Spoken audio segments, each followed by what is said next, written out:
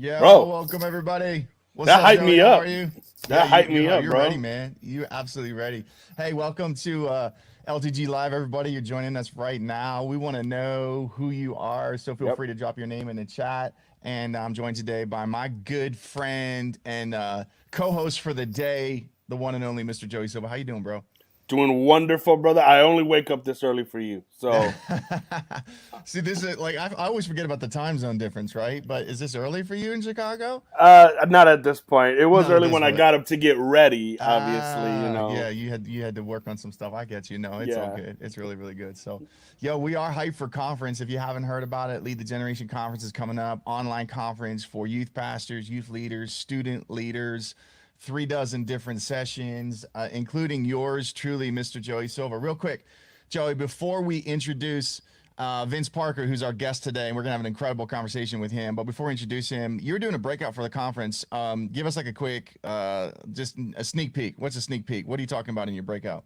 Yeah, essentially, we're looking at what you're supposed to be looking for. What are some things to look for when you're trying to find leaders to help you with the youth ministry? Just had a conversation yesterday with the youth pastor in our section who this COVID season has outgrown his leadership and it's now causing problems and he's having a hard time controlling all the kids. So he's had this exponential growth of students, but he doesn't have the capacity to hang on to it long term. And so it's just what we're talking about. Hey, we need leadership to do what God has called us to do. But what does that look like, and who do you go after? Yeah, dude, that's gonna be great. That's gonna be really helpful. So we're looking forward to that. Hey, the information again is on the website. Go to leadthegeneration.com. You can check everything out there.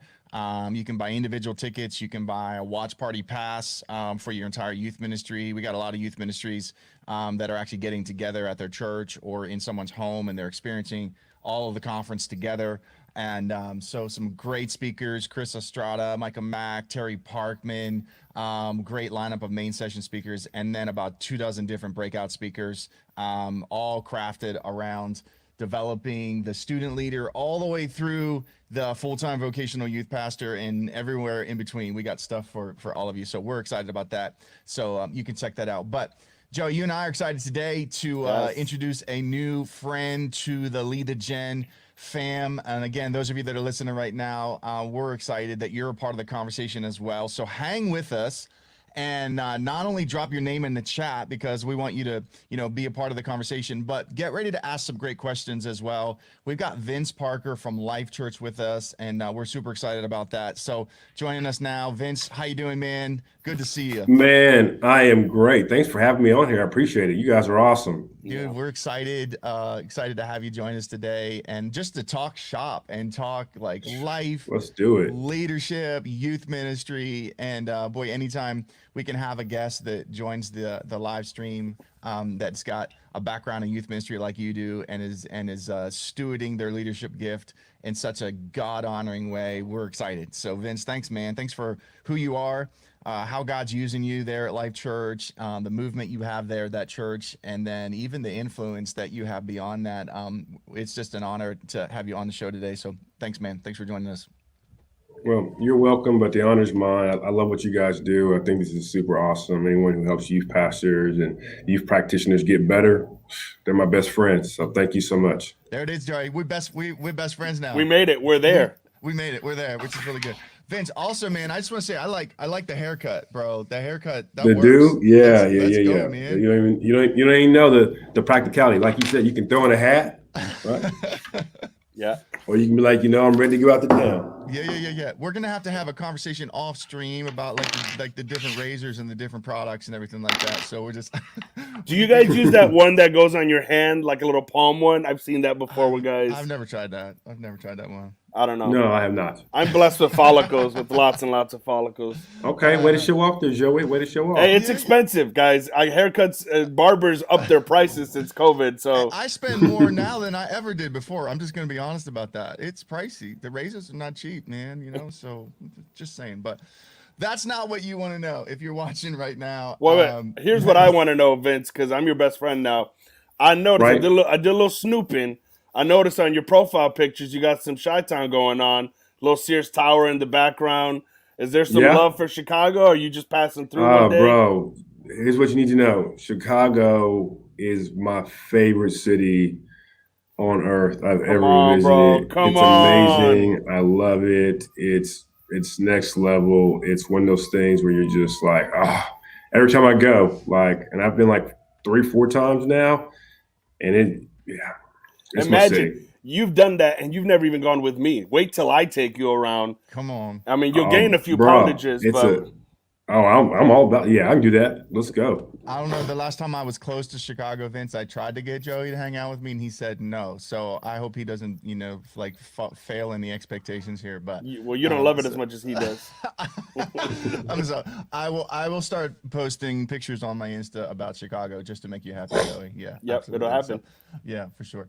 But hey, if you're watching right now, tag a friend, share the stream. And get them on, because we're going to start asking Vince some questions. Vince, we want to start out with a question that we did not send you, but this is just going to help us get to know you. Now, Joey's already figured out that you're like a big lover of all things Chicago, but here's my question. And Joey, this is for you too, because I didn't even tell you about this question, right? But let's start right here.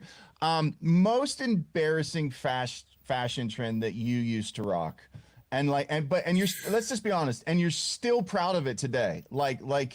Like you would do it again if you could, right?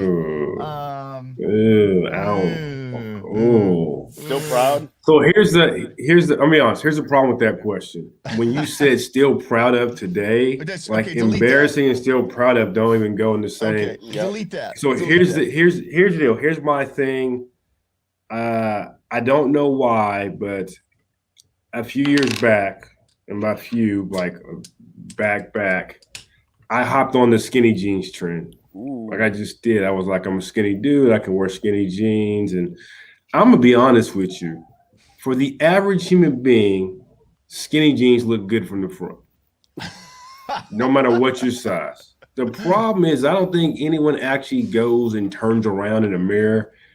And I was like, yo, and I can't do it. Like I had to get up out the game. I had to let it go, so. Okay. I gotta go with skinny jeans. And I'm not talking like slim fit. I'm talking straight skinnies. Okay, quit on the South Pole. Okay, I remember South Pole, but never rocked South Pole. I was like, I can't do it. My regular jeans became skinny jeans the older I got. That's just how the process worked. Okay. I see what you're saying there. You were efficient in your spending on clothing. You were like, it's coming through. Thinking through. Well, here's for me. I'll tell you a quick one, because my boy Q and Luke from Lakeview on the chat right now, and Q mentioned FUBU. 8th grade luncheon, right? We had school uniforms because of violence and gangs and stuff in our area. And so for our luncheon, they say you could dress up. I misunderstood. They meant like Sunday church clothes, like a nice, dress pants, dress shirt. So I didn't have good clothes. So my homie across the street let me borrow a decked out FUBU outfit. FUBU jeans, FUBU shirt, FUBU jersey. Like I had all FUBU rocked out. I show up to school and they're like, you can't go to the luncheon like that, because I'm like, so I'm trying to scramble real quick. And I go, hey, listen, I pulled the teacher aside. I said, listen, this is the best clothes I had. If I can't go, I understand. We don't have dress clothes. And I pulled like the whole I'm poor kind of line on her. Mm-hmm. By lunchtime, I had teachers asking me if I needed a suit for graduation, because this one teacher was going to let me use his suit. I felt bad, but I wanted to go. You could have done a GoFundMe. Too bad. Too bad Cash App wasn't around back then. You could have made out good on that. None of that was around back then. But I look fresh. I look tight. Well, I grew up in Pittsburgh, guys, and I went through this phase where I don't know why I thought it was cool, but it was that moment when you guys are gonna laugh because I'm probably older than both of you. I know I'm older than you, Joey, but when you would take bandanas and you'd wrap them around like the bottom of your pants right above your shoes. Did you do that too, Joey? No. I remember that though. Oh, but you did remember that. Yeah. I remember like being away from Pittsburgh and trying to go to church that way. I was like visiting another family and they were like, is that how all the little boys in Pittsburgh dress? Yeah. Let's jump into it. So listen, if you're in the chat, we would love for you to be a part of the conversation. So drop some questions on here for Vince. But Joey put together about 10 different questions we're going to get rolling with here. We might not get through all of them, and we're definitely pause and take questions from those of you that are watching right now. But just some different things to get the conversation rolling here. So here's a question just to kick us off, Vince. Looking back, What are some things that you might have done differently in your first few years of ministry? Context first. How long have you been in ministry? This is my 13th year in Sure, ministry. 13 years. Okay. Yeah, 13 years, blessed this November. Come on. So, Yeah. So looking back, what are some things you might have done differently in your first few years? oh man. So here's what I tell people. It's a few things. One, you will often overestimate what you can do in the short term and forever underestimate what God can do in the long term. Yeah, come on. Right. I didn't know what I didn't even know back then. Yeah. Right. And sometimes instead of like taking the time to ask questions, I just ran really hard. Now, obviously, there were some vital life lessons I learned from that. But looking back, I would have asked a lot more questions, would have paid more attention. But truthfully, probably the number one thing, and this is going to sound like a cop out, but it's not, because I see it overlooked and I see people who don't survive or make it in ministry because they don't put God first. Like the most important ministry you will ever be a part of is the personal ministry, your personal relationship with Jesus Christ. Yep. And oftentimes people think to themselves, well, God put me in ministry, and so that means I've got to put that first. And it's like, no, God didn't die. Jesus didn't die on the cross so that you could be a youth pastor.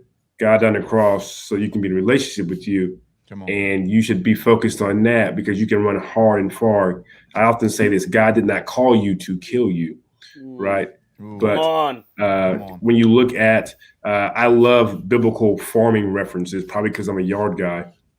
But when the Bible says, stay yoked to me, Jesus is talking.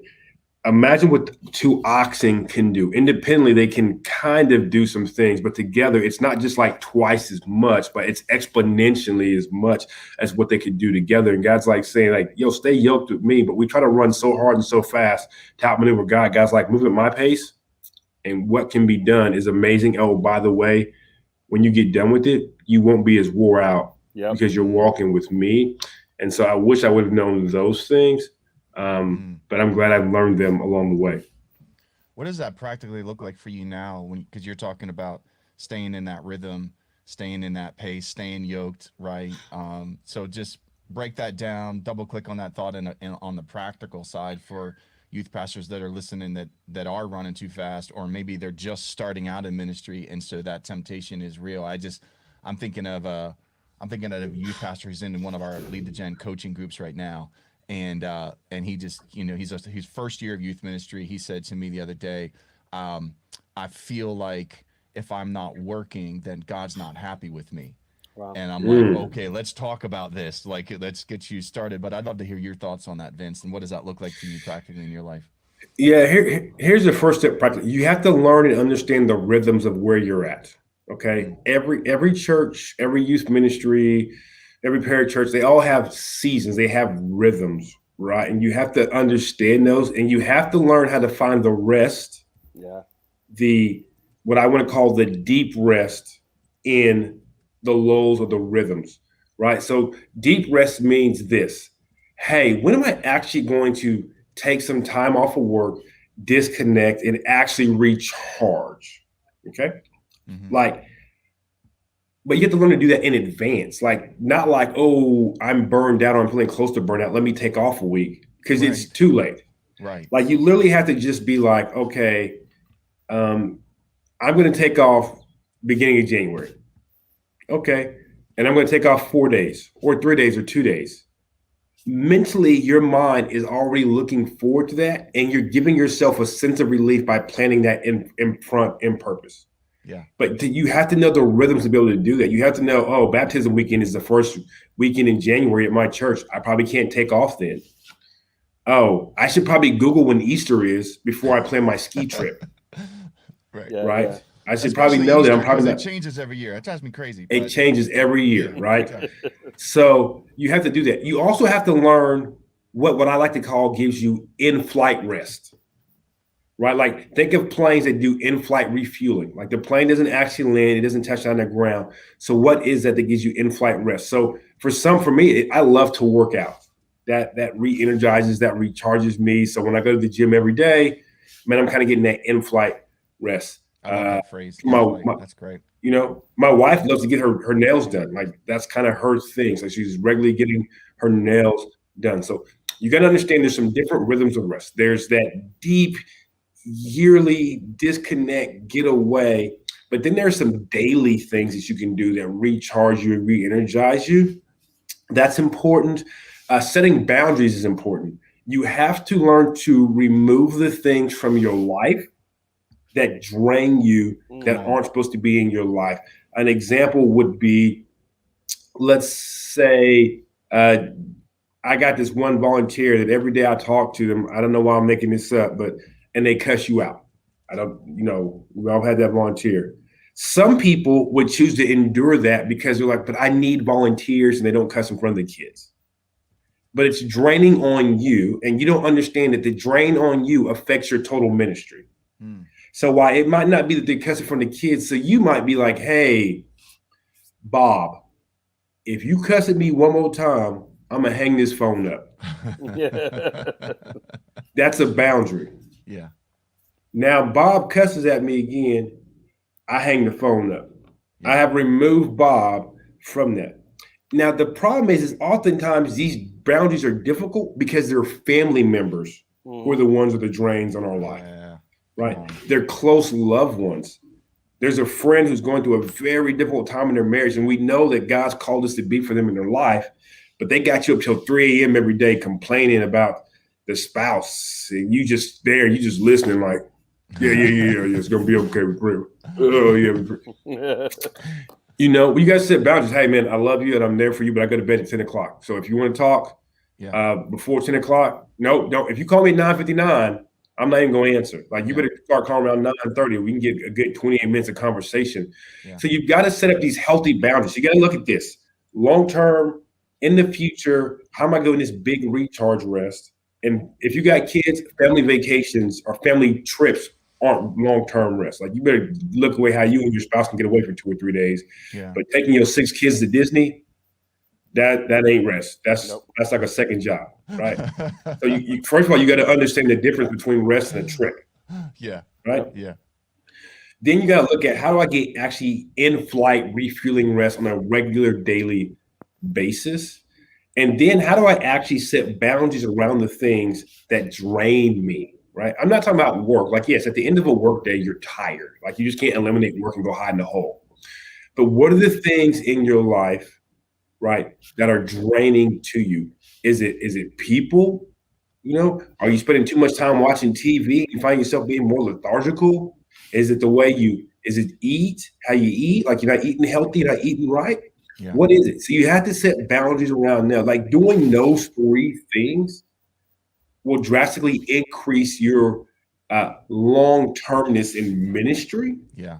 But will make all your other relationships and how you can be there for your kids and your wife and your friends better than it would at you trying to go like, I got to run all out. I got to run at this pace, because you just got to slow down, right? You can work hard. You can run fast. You can do all those things, but it doesn't mean that you can't move at God's pace. Yeah. Yeah. Right. Some people try to run at a pace that's faster than how they're wired because they want to keep up with other people. That's not God's pace for your life. Come on. You need to understand that my pace is not your pace. So if you try to run and keep up with all the things that Vince Parker does, you can't do it because you're not Vince Parker. Not because you're not unable, not because you can't make it happen, but because you're not Vince Parker and you weren't designed to run at that pace. You have to know the pace you were designed to run at, and you have to move at that pace. Yeah. Don't move faster than that pace, and don't really move slower than that pace. And the nice thing is that pace is a big window. It's not like this perfect finite line, right? Because our God loves us, and He's got grace. But if you're out there, you're like, I can do 50 things, and God's like, you could, but I've designed you to run at 20 things. Well, and sometimes that pace changes too, based on seasons of life. I mean, there was a pace I could go at that I, one season and not another. There's things I could do now with my kids being older that I couldn't do, when they were younger. Joey, your thoughts? Yeah, I mean, I wish I would have heard this 12 years ago, Vince. Yeah. That would have been nice to know then. I remember in one particular area of my life, there was a lot going on ministry wise, and I put myself on the back burner, and it caused an anxiety attack, a couple of those. And so it was a hard lesson. I'm thinking, I'm wondering that what's one of the hardest lessons practically and personally that you've had to deal with? I think transparency is one of those things that we need to be more of today than we were maybe when a lot of us started in youth ministry. It was kind of like the pastor doesn't go through anything, he doesn't talk about what he goes through. But I think some of our best lessons have come from some of the hardest situations to deal with. So I don't know if you have anything like that, I Vince, a do. hard lesson. So if you'd asked me like a question 5 or 6 years ago, I would have said, I can't do this alone. Mm-hmm. Right? I can't.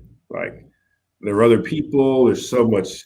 This is weighty. I need to surround myself with people. And now I kind of step that forward and go, you weren't meant to do this alone. Yeah. Because that's a mindset. One says, well, I'm actually getting the work done and I'm actually making it happen. The other says, wait, God has, whether it's 20 people or 20,000 people or 20 million people or 2 people, God has sent people to be around me, to walk with me in what I'm doing in ministry. Oh my goodness, even if I think I'm capable of doing this alone, you aren't meant to do this alone. Yeah. You've got to understand that there are people, because oftentimes what happens is we think to ourselves, well, you're right, I can't do this alone, so I've added a couple of people, right? Versus like going, oh, I'm not meant to do this alone, which means even if someone walks into my life, there's probably a reason for that. And I need to find what that reason is, because they're a part of my assignment and God sent them to me to put them to use their gifts, their talents, their abilities to make things happen. And I think that's just a completely different perspective than, well, I just can't do something alone because I'm feeling burnt out or I'm tired. But it's like, no, even if you're not, you're still not meant to do this alone. And so, how did you come up to that realization? How did you come up to that note? There's a couple of things that happened, and this is probably the biggest one. There was a young man who came to our youth ministry one time, and he says, "Hey Vince, I'm called to serve with high schoolers. I want to lead a high school middle group. Y'all do small groups at your church. I love it. I want to be a part of that. I've been coming to your church for a few weeks. I want to be a part of that." So I connected him to our small groups coach, a volunteer, great guy. Love him. Shout out to you, Jeremy. Jeremy goes, "Hey man, we actually have a need in middle school." So he stuck him in a middle school group, and he's partnered with another leader, and he's learning, he's going along. That was the last time that guy ever came to our church. Right? Yeah. Because I thought, and he thought, we can't do this alone, which means we need help. We're not meant to do this alone means, wait, there are people who are supposed to do particular things that God sent them to you. So when you think you can't do it alone, you think to yourself, well, you're here to meet a need for me. Versus going, I'm not meant to do this alone, which means, oh, you're here to do a calling God's placed upon your life the same way he's placed one upon my life. Yeah. And so knowing that was a huge shift, because I had figured out I can't do this alone. But even letting other people know that even you're not meant to do this alone, which is just a distinct mind shift in how you look at it and how things go. And so for me, that's still, I don't want to use the word haunts me, but it reminds me on a regular basis that, hey, you're not meant to do this alone. Yeah, that's so helpful. I mean, just that mindset shift will do something significant for you in your leadership, the way that you view yourself, the way you view your leadership team, your volunteers, small group leaders, the way you view students, right? Because now, I'm looking at them through a really solid and healthy biblical lens. I love that so much. I want to kind of shift gears in the conversation, Vince. I love the fact that you are coming into this conversation with tenure and with a lot of experience in youth ministry. And with that, you've had the opportunity to see kind of a change of generations take place, right? Between, when you started to where you're at now. So The question is, what's different about this generation, Gen Z, that we have in youth ministry versus years past? What are some of the big differences that you're seeing? I think there's one key big difference. Every once in a while comes along a generation of fighters. Mm. Mm. This is a generation of fighters. They see problems, they see causes, and they want something to be done about it. It's one of the reasons that you find that this generation is, let's say, maybe upset or maybe disappointed or don't like the direction the church is taking with some of our social or injustice issues, because they're like, there's something wrong here. Let's do something about it. Yeah. And not to knock any church, but churches know specifically what they're called to. And it would be real difficult to do something about every single thing that bothers someone in your church. I don't care if your church has one person or 100 million people, right? There's 100 million things that God has placed on the heart of these people that disturb them. Yeah. Right. But this generation is like, oh, let's act now. And if you think about it, there have been specific generations in which wars took place that those generations were fighters. Right? Think World War I, World War II. Right? Think about that. Like, no knock to my millennial friends out there, but I'm just glad World War II didn't take place during that time. Like it's not, you know what I mean? Like, and you can go back over history even before we started doing this whole generational naming people and labeling them and discussing them as a whole. But if you look back, there are generations that are fighters. Yeah. Yeah. Right? It's not just simply, hey, one leader. It's generations that are fighters. And this is a generation of fighters. Right? And I think when you understand that, that's why you begin to understand more things like why they're publishers, right? Like they want to put out information, why they want to do things about things. That's why you begin to understand and feel and know like the way they're wired and their world is so interconnected, right? Like the news is social media. Like no one reads newspapers, you just hop on and you're just like, oh, this is where I learn all things and know all things at once instantly. So the other thing besides being fighters is that they're global. Yeah. Right. Yep. They are a global generation. And so you got to understand that. And then they're probably the third thing I would say is you got to understand the diversity of this. Currently, right now, they're the only generation in the U.S.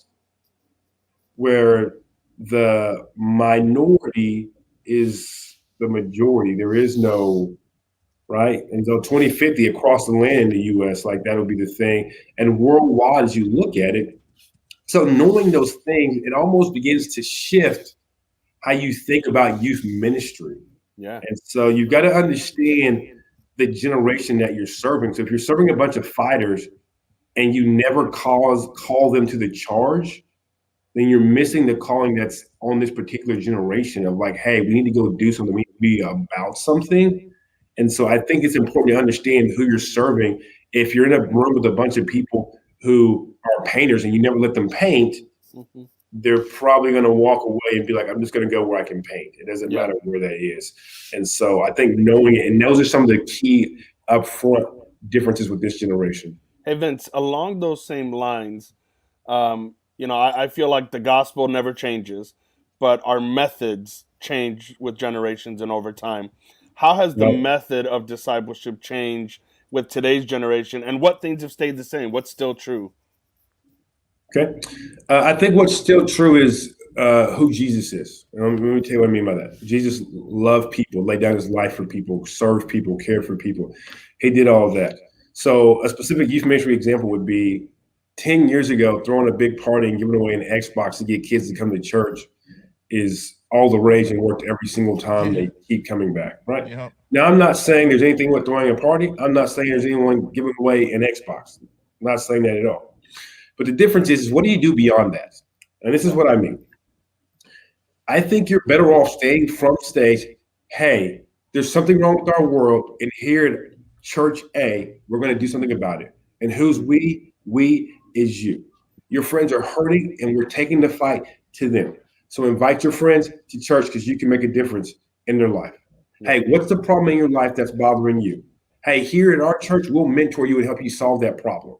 Now, what I didn't say here at our church, we will do that for you. Yeah. Because I actually believe when people say what's discipleship look like going forward, I actually believe discipleship going forward is helping the world solve its problems, being active in the faith. Asking a kid to come in and sit down in a class or however you do it and be like, hey, let's talk about this and let's memorize the scripture together actually needs to be done out on the battlefield where you're walking beside a kid who goes, hey, pastor just preached a message about how God created the heaven and earth. And I just realized that I don't care about this planet at all, but my God created it. I want to recycle. Oh, you do? Okay, let's do it. You gonna Google that? How you gonna do it? Let me know. The church doesn't have to start it, but I can walk beside you as you do it. And I can ask you all the questions. And I can be like, what's God teaching you beside that? So when you think about the scriptures, what scriptures have you do? When you share your faith and your passion about recycling, how do you talk about that? Same thing with racial problems, racial tensions. The same thing when it comes to sex trafficking, when it comes to all those things. You walk people through what they're going through. And I just think the bridges are a little bit different. There's one way to God through the Son, right? One way to the Father through Jesus, right? That's it. We all agree on that. But there are multiple ways to know and meet Jesus. If I ask each of us how we came to know Jesus, we would all have a different story, right? Like I got one friend who was drunk, high, and remembers meeting Jesus and gave you the exact date, time, and what he was wearing. I don't have that story. I just kind of remember growing up, going to church, and every week I just kind of like, oh, he actually rose again. I got you. Okay, yeah, I'm down with that. I believe that. Yeah, okay. Oh, you mean physically rose again? Oh, yeah. Let me wrestle with that. Okay, yeah. I don't have a day. I don't have. We're all like that, right? Because we've all wrestled with God different ways, right? Some of us were invited to church. Some of us were handed a Bible. Some of us were given a tract, right? Multiple avenues to meet us where we're at. For this particular generation, I believe calling them to fight and allowing them to wrestle with God is the new way to disciple them, because too many times people are wrestling with their problems, and wrestling with your problems makes you bitter. Wrestling with God makes you better and closer to him. Right? When you think about Lot, he was like, hey, 10? Like if I could get 10, God, 10? That was him and God, not, hey, you in the city. Hey, God, 5? No, not 1? Yeah. Okay. Wrestling with God. Even Jesus was like, hey, God, if there's any way, right? He wasn't like, hey, y'all get up off me. Hey, y'all get up off me. Hey, y'all ain't taking me. He was like, hey, God, we've got to help students wrestle with God. And I think that happens through them being active in their faith. Reggie Joyner says this: students will often forget what you teach them, but they'll never forget what God does through them. Right. Yeah. And so that's what I mean. Like, I think that new thing, that new step is like, let's hear what students are passionate about. Like, hey, what burdens had God placed in their heart? And then 2, right, how can we help them use the gifts that God's given them to solve those problems? Yep. Yeah. Because traditionally, if a student says this bothers me and the church doesn't do it, we traditionally go, hey, I bet you your school has a recycling program. And then we go, hey, I haven't seen you at church in a while. Well, recycling, I really don't believe in God because we were talking about this Mother Earth thing, and they were doing something about it. And we go, oh, what happened? And we go, how come I don't have any high schoolers or something like that? And you go, well, you kind of technically pushed them away, like, not on purpose, right? You just thought I can't start 20 programs. When I go, but you had some leaders who want to mentor some people. Yeah. Right. And that one leader that you met like 4 weeks ago, you were talking to in the lobby, like, how you doing? It's your first time. And they've been coming like, yeah, man, does the church do recycling? I love the recycle. You could have connected them to people. Yep. They don't love teenagers. Yeah, but they love recycling. And anybody who loves something loves to talk about it with anyone, whether it be a newborn baby, whatever, right? Joey loves Chicago. You could be 2 years old and Joey be like, well, little Stevie, let me tell you about Chicago. And I do. And how things are great. Right? Now, it doesn't mean he wants to be a kids pastor. Like, hey, Joey, you want to be a kids pastor?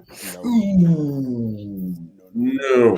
Hey, Joey, I just met this little kid who wants to go to Chicago. He's only 2 years old. Will you talk to him? He could be 102. I don't care. I'll talk to him all day. Yeah. Yep. So, again, but that's that shift in that mindset that says we're not meant to do this alone. Like, it's this entire idea of like, oh, I can have probably hundreds more volunteers in my youth ministry if I just listen to people and encourage, I could talk about that all day. But Vince, that picture I'm getting in my head as you were talking, I'm just thinking of a highway, right? Like we got this one road, and we're all going to the same destination, but we need multiple on-ramps because some people, when they miss that on-ramp, it's like 100 miles to the next on-ramp, traditionally. right. And so I think what you're talking about is creating more opportunities and different opportunities for people to jump on who maybe didn't get to grow up in church and didn't have Christian parents or didn't, have a traditional way of jumping in, even for the one who never got to youth ministry and now is a young adult. Yep. Is there an on-ramp to the same journey that we're trying to get everybody on? I love that. So good. Hey, let me just say, those of you that are joining us on a live stream, we're talking with Vince Parker from Life Church, having a great conversation, and Joey and I are just asking lots of questions. We invite you to do the same thing. So if you got a question for Vince, go ahead, drop it in the chat, and we'll get to it here. We only have a couple minutes left with Vince, but I wanted to circle back to something you said, Vince, and kind of you've been unpacking this a little bit about some of the unique differences in this generation and how they're fighters and they're very cause-driven. And then you tied that thought into that sometimes we lose students from our ministry because we don't create opportunities for them, or Joey, you just said we don't create lanes for them to really run in their causes. And so it reminded me just last week at our home church, I was sitting in on their monthly staff meeting, and our pastor was talking about how a lot of churches across the country, when it comes to cultural issues, they're either in the camp of like the most important two issues are life, like, talking about abortion and sexuality, or they're in the camp of talking about racial justice and poverty. And he basically went on to say, we want to be a church that talks about all four of those things. We don't want to be on either side, either aisle, either political color, so to speak. We want to talk about all of those things because the gospel addresses all of those things. And so that thought came back to me, Vince, when you were talking about this generation being so cause driven, and wanting to hear the church, and I think more importantly, the gospel really address these issues. So said a lot there, but just kind of love for you to kind of unpack your thought earlier a little bit more in relation to those four issues. How are you guys handling that? How are you having those conversations with students? How are you creating opportunities for Gen Z students to step into those kind of conversations and hear what the gospel has to say about those? Yeah, that's a great question. The way I would unpack it, the way I'd say is this, is we're letting students know that they are the church. Mm-hmm. The church isn't a place that you come and attend and wait for them to do something so you can step aboard and do something about it, but it's actually where something you're a part of. Mm-hmm. So if a student comes to us and says, hey, here's the deal. Man, this whole racial injustice thing is bothering me. What is the church doing about it? Are you saying what is the building doing about it? Like what am I personally doing about it? That's good. Where I would say, what are you going to do about it? Yeah. That's great. Well, I don't know. I'm waiting for you to do something. Whoa, that's not how this works. That's not. I'm against it. Racial injustice. I hate it. And the truth is, yes, God may have placed it on my heart as well, but He's placed it upon your heart. So let's talk about this. What about it bothers you? Mm-hmm. Oh man, we can't treat people wrong. Okay, is that something you read in Scripture or something you just feel? Man, that's something I feel. So let's look at what God's Word says about it. Come back to me next week, and figure out, can we learn from God's Word what to do about it? Okay, yeah, I can do that. What about, I feel like I'm supposed to do a march or rally. Okay, how you going to organize that? Man, I'm going to put it on Instagram, call and DM some friends, and we're going to start next Tuesday. Okay, that's very good. I support that. That sounds good. Like, you're just encouraging and walking through it. Because again, you said that's just 4 issues. Yeah. With teenagers, if you got 10 teenagers, you got 10 things they're passionate about, right? Yep. So we literally, a lot of our locations have assigned what we call them justice projects, right? Mm-hmm. What injustice bothers you and what are you going to do about it? What justice are you going to bring to that?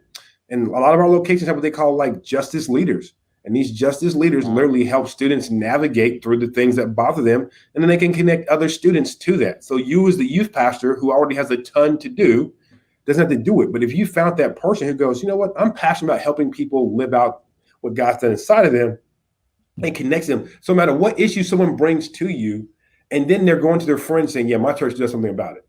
Even though technically you are the church and you're doing something about it. We're just helping guide and direct you. So it's more about putting the right people in place and finding someone who's passionate about helping people do the things and connect them. And we started off pretty big. We just started off doing this in small groups. We're saying, hey, what is your small group want to do something about? So there might be 10 kids in a small group and they have to discuss it healthily, or they might even argue about it, but they go out and they do something about it. Right. And some of our small groups have made it to such a big deal about things that they've got the entire church at their particular location involved. Right. Where they've got our campus pastor involved, our life groups pastor involved, and they even got to talk about it from stage on the weekend. Yeah. So it's kind of one of those things where at the end of the day, you find yourself going, yes, we can, but probably not in the way that you normally think of. The church does 15 things and here's the debate club and here's the Boy Scout club. No, I don't. Those are really hard to keep up with. Yeah. But you can find someone who's passionate about it. And then you got the small groups where you teach them and you train them. Hey, make sure you're asking their kids about what fuels them, what bothers them when the time feels appropriate. Yeah. And it's time for them. They bring it up to you. Don't ever dismiss it. Let's encourage healthy conversations. That's good. On how we can do something about their faith and the things that disturb them.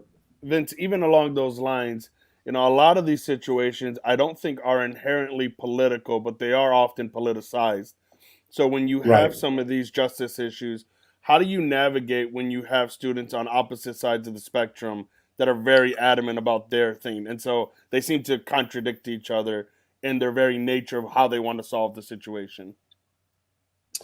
Yeah, I think that goes back to let's wrestle with God over that. Let me tell you what I mean by that.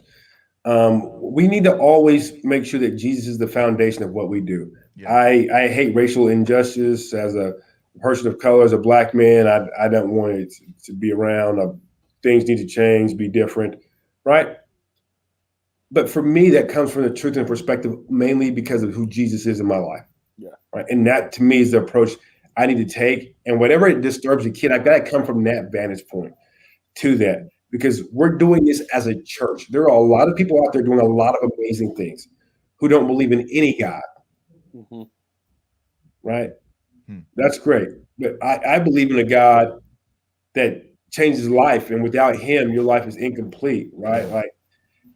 And so it's got to always be from that approach. So if you can come to me and you're like, man, I think A. Okay, what does God say about that? What are you going to do about it? Are we approaching this from a believer standpoint? We are? Awesome. Well, I think the opposite of that. Tell me, what do you mean you think the opposite of that? Like you don't think people should be treated, if we're talking about race, you don't think people should be treated fairly? Well, yeah, I do, but I just don't feel like that's a problem. Okay, let me ask you this question. If someone punched you in the face, right, and I said that's not a problem, would that then make it true? Well, no. Well, here's the deal. I'm a UFC fighter, and I'm used to getting punched in the face, so you just got to toughen up. But no, here's the deal. You can't put your feelings on someone else just because they don't match what you believe. Yeah. Right?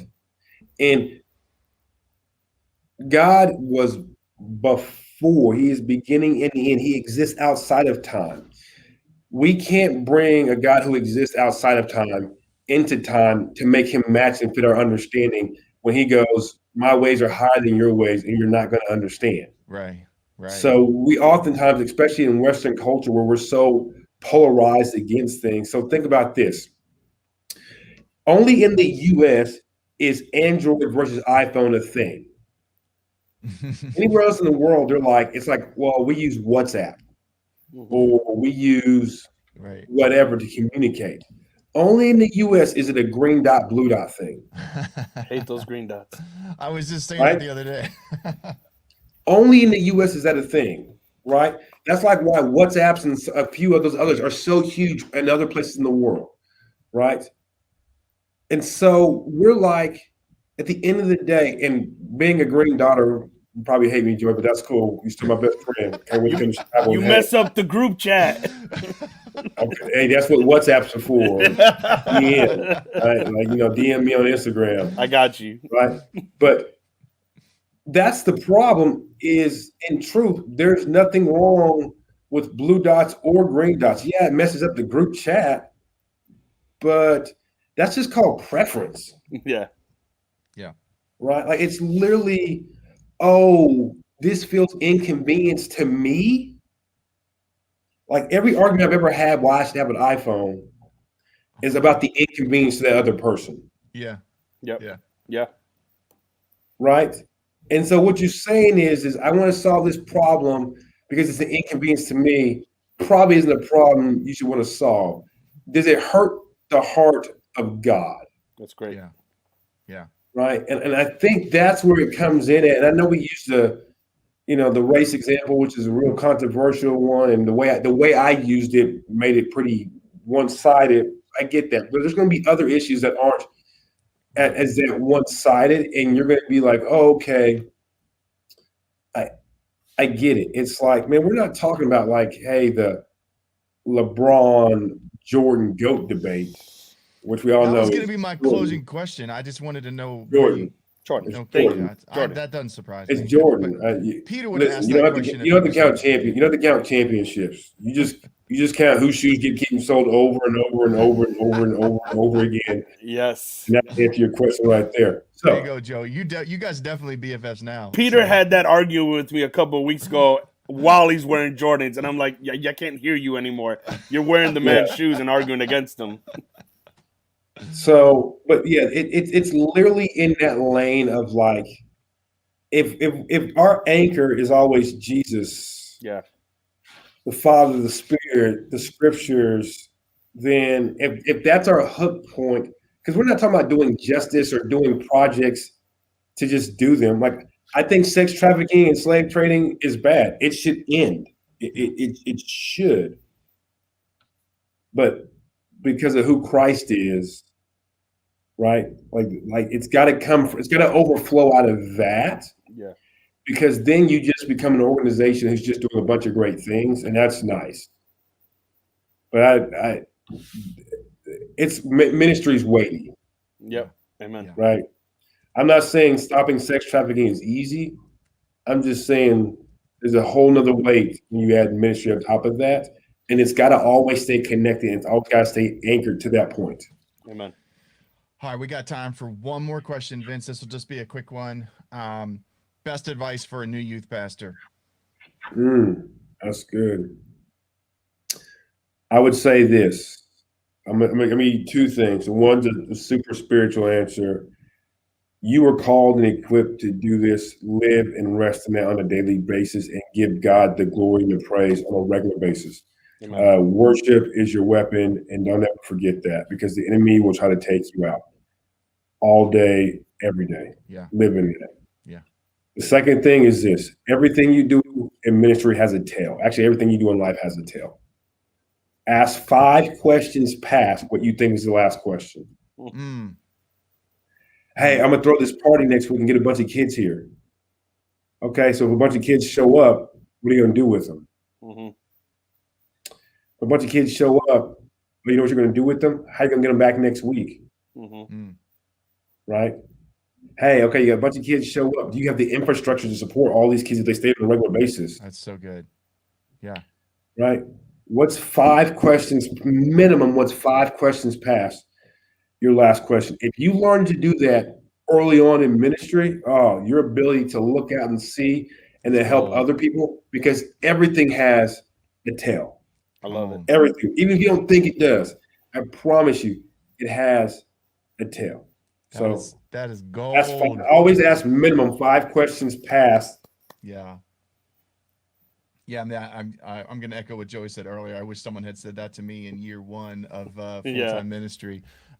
That's so good. Vince, thanks so much. This has been so encouraging, so enriching, so practical. Those of you that are still on with us live, thanks for joining us. I know that you've gotten a lot out of this conversation. Some of you are listening back on a podcast, or you're watching back on a YouTube channel, and this has been great. Look up Vince on Instagram, send him a DM, say thank you to him for just kind of pouring into us and being a part of this conversation. And again, I just say again, Vince, like just thank you for stewarding your leadership gift so well. being such an influential voice for youth ministry and for youth pastors across the country. And honored to have you join us today. It's a great conversation, man. Thanks so much. Really great. Joey, thanks, man. Thanks for being my co-host. I'm glad you and Vince made a Chicago connection there. Serious. All day. Next time I'm going to have to make sure Peter's on so we can balance out the LeBron Jordan debate back and forth, a little bit, but but this has been fun. Really, really good. And Joey, I'll see you next week at the conference. It's going to be incredible. For those of you that aren't familiar with Lead the Generation, we equip and train youth pastors. We've got our biggest conference of the year coming up next weekend, May the 7th and 8th. It's an online conference. It's built for you to be there, not just by yourself, but with your team, watch party style, over 36 different sessions, incredible prayer, worship moments, tons of fun, but most importantly, tons of inspirational main sessions and practical equipping breakout sessions. So check it out on the website, leadthegeneration.com. Again, Vince, thank you. Thanks for joining us. Man, today. thank y'all for having me. I was blessed by this time, and I love what you guys are doing again. It's been an honor for me. Thank you, man. Thank you. Joey, thanks for joining me. And we'll see you all next week, friends.